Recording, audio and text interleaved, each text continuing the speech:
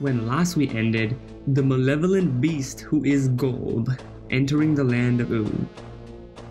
Magic Man admits to us, "We donked up for real." And I just have to say, Magic Man, what are you doing? But now we finally have the answer to the long-awaited question we asked basically at the beginning of the episode. What was Normal Man, Betty, and Maja doing? Well, it seems they were summoning Golb. Everyone is completely confused at this point.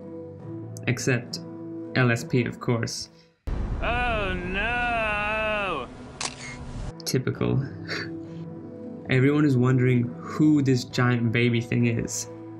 And we even see a flashback from the Ice King himself, to when Simon actually discovered who Golb was. An all-evil power. And Simon gets pretty dark explaining who Golb is, until he gets donked in the head by some cherries. Catch! But along with his identity, the crown removed all the memory Ice King had of Golb. Here we see the power of Golb. He is turning all these little cake people into huge monsters.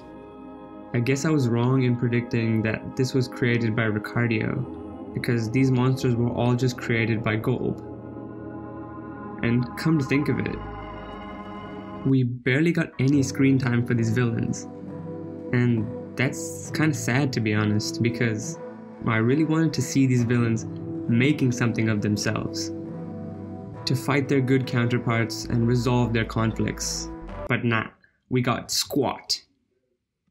This absolutely blows, because I was so looking forward to this big battle between the good of Oo and the evil of Oo. We continue to see havoc being wreaked on all of the land. I love it here when Princess Bubblegum just tells every banana guard to get out of there, and they all just willingly run away. Typical banana guards, right? But after the banana guards' mad dash, we get all our heroes coming together to defend what they call home. Even Fern. We see now the Gumball Guardians struggling a lot against this monster. They're not easily able to subdue it. And so again, we are shown the power that Golb possesses. And at least we get Aunt Lolly trying to save the land she also calls home. It's pretty amazing how Aunt Lolly holds no grudge on Princess Bubblegum, despite it being Princess Bubblegum's fault completely, that she was trapped in this cute little candy body. But nonetheless, she decides to help out the kingdom. But her army? Not so much. Sorry, Mom. I will remember you. We now see Normal Man telling the Ice King he is the only one who can save us all. Which is so cool. I am glad to see that Ice King is finally playing a part in this finale. He is such a core character, and it's been over half the episode and Ice King has not had a single role yet. But this is where it starts for him. They got him! Nope, they didn't. I will remember. Princess, we came back to help! I was actually wondering about what these birds really represent. In the grand scheme of things, they're just pretty strange. The Gumball Guardian just throws them up like this, and we don't get really any explanation. I guess they're just more minions. And here is the shot from the trailer.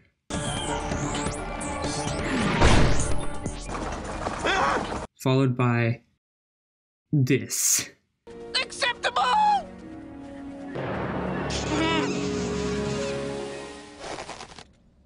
Oh my god. This was the most unexpected thing ever. And I really just cannot believe that this happened in the finale. Too good. Now we see it as Ice King's job to stop Betty from continuing the ritual that is keeping Golb in the land. And I think it's pretty sad how he doesn't remember at all who Betty is. Again, showing us the damage the crown has really done to his mind. But he does stop Betty, and in the most Ice King way possible, by singing a song from his Fiona and Cake fanfic. I feel like we connect, and I really get you. Simon. Oh, Fiona, your fist has touched my heart. What? I guess, even though we didn't get to see Fiona and Cake in this finale, we did at least get this tiny reference for their time on screen, which I guess is enough. He does succeed, and Betty stops her ritual, but she gets overwhelmed with emotions and causes Maja to just explode. Finally, my time! I guess that's her time on Ooh ended. And then Ice King and Betty are swallowed, but Finn runs right after them, losing his arm in the process. And now we see exactly how Finn lost his arm. A relief to know how it happened, and I'm sure Shermie and Beth are actually pretty happy to know exactly where this arm came from. I absolutely love how everyone, including Nepter, is doing their part to help Ooh. After some really intense fighting with these monsters, PB just turns into goop. Overwhelmed with emotions, Marceline becomes the ultimate vampire monster. And she actually destroys Golb's monster. That is how strong and powerful Marceline really is. And after realizing that she's actually alive, Marceline and Princess Bubblegum have the moment we've all been waiting for. Ever since the early seasons, Bubbline has been confirmed. This whole convo was so nice and heartfelt, and it really touched me. But I have to say, the kiss itself was a little forced in my opinion. They could have had the entire convo without the kiss, and I think it would have been just as good. We then cut to the inside of Golb. Ice King and Betty are regressing back into their original selves.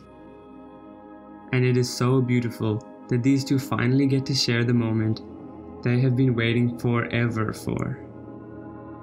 But unfortunately, they are stuck inside of Golb, with what seems to be no way out. Then we cut away, demonstrating once again the power Golb's monsters possess.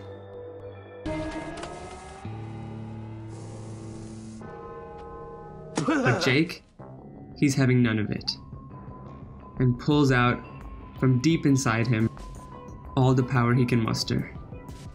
And finally we get to see his amazing new powers, which unfortunately only lasts for about 20 seconds. Again, kind of a letdown, because I was hoping to see Jake kick some monster butt with these new powers, but I guess not. And now the most shocking part of the episode arrives. And I love how BMO is such a cutie over here. What's all the ruckus out there? Oh, it's up to BMO to say so. But it is absolutely crazy to see the treehouse is completely gone. Literally the one thing that has been with us from the very beginning of Adventure Time is now completely gone, destroyed. And the look on Jake's face says it all. And then Part 3 ends. And no doubt was this section absolutely amazing. It was packed with so much stuff, dare I say just as much as the dream part. So much stuff happening in this finale, and watching it another time really puts into perspective the thought and writing that went into this finale. It's absolutely incredible.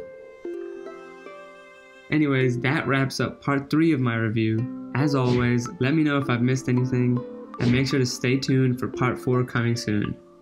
I hope you all have a wonderful day, and until next time. Even back when we weren't talking, I was so afraid something bad would happen to you, and I wouldn't be there to protect you, and I don't want to lose you again. Let me call you